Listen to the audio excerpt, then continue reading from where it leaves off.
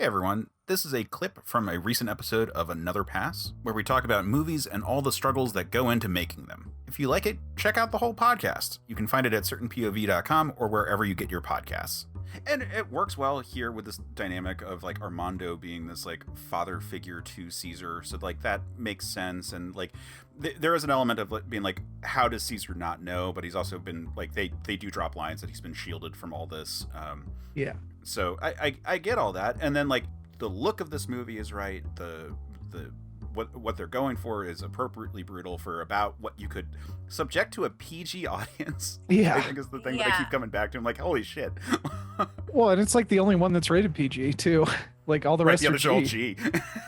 In the I think especially even before you get to the end, which is fairly brutal, but like the conditioning area where it's basically a torture area. It's very open and like you're seeing all this thing and they're just kind of walking Caesar through while he's watching different apes get to experience horrible things. I was like, oh, okay, this is where this movie is going. I forgot that this is where this movie was going.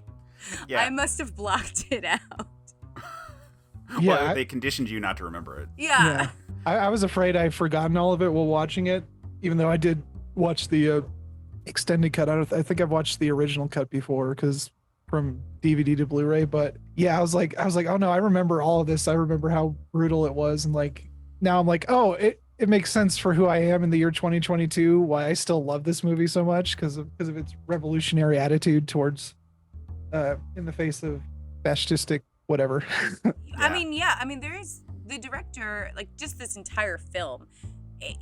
There is no like, what is this film trying to say? You can't misinterpret what this film is trying to say about race, about fascism, about slavery, about complex issues that like this movie's like, no, this is terrible. Are we going to put a black man in it? Yes. Are we going to make him the only black man surrounded by white men that have microaggressions pointed at him? Absolutely. Is he going to be the only person who somewhat sympathizes with the apes? Yes. Is someone going to make a microaggression terrible comment about it figures? Yes, they are.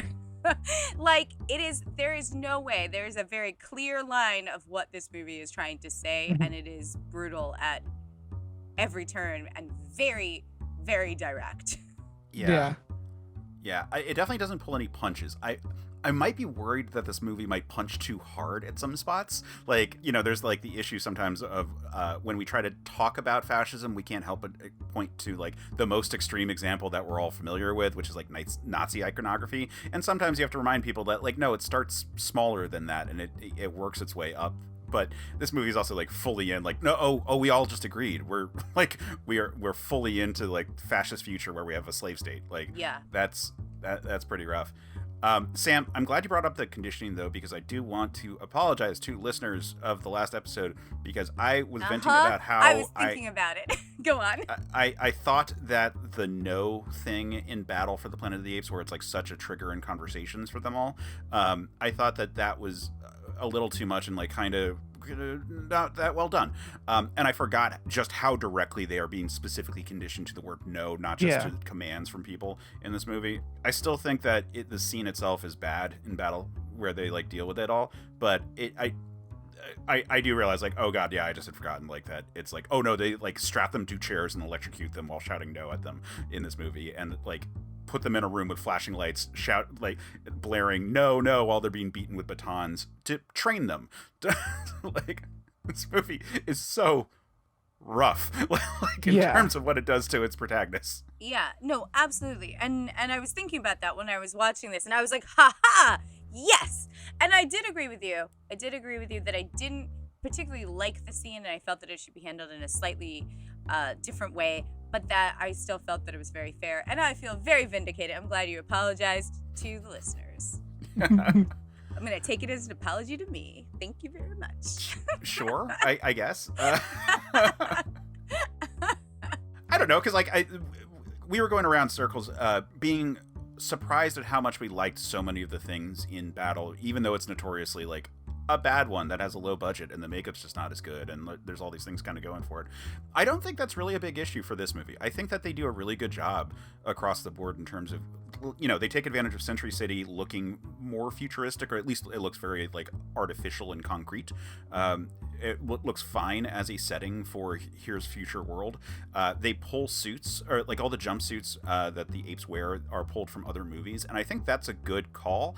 And it was a thing that I was annoyed about in Battle, where all of a sudden they just revert to wearing like the ape clothes of the future, and I felt like that was just like, clearly you don't have money to do your own costumes and you're just grabbing old costumes. Why couldn't you grab costumes from a different movie? So it's not just like, oh yeah, well, our fashion will be the same for hundreds of years and we immediately settle into it.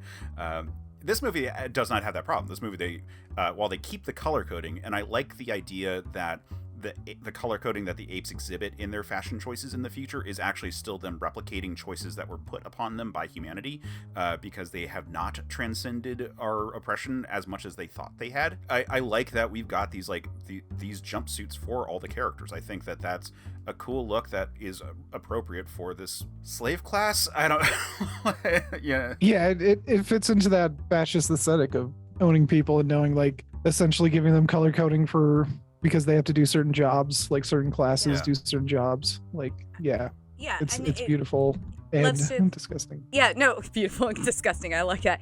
No, but they do. They like to categorize people, right? It's like they're, that is very much part of the fascist system. Like, it makes it easier to know who is who and to separate people from each other. And so it makes so much sense. And it is lovely that it like, it's a nice touch. Not that the color coding is lovely. It is a nice touch that pulls into their future. Kind of what their styling would be like. This is what we associate with. This is the color my people have always worn. Yeah, and Right. then it also goes into like how they're still like divided even till the end of the planet, like, because ultimately, even though they come together to do a conquest of the planet, they what ultimately ends them is how divided they still are, because there's like pure science, there's religion science, and then there's just the military brutes. Remember, if you like that clip, check out the podcast. You can find it at certainpov.com or wherever you get your podcasts.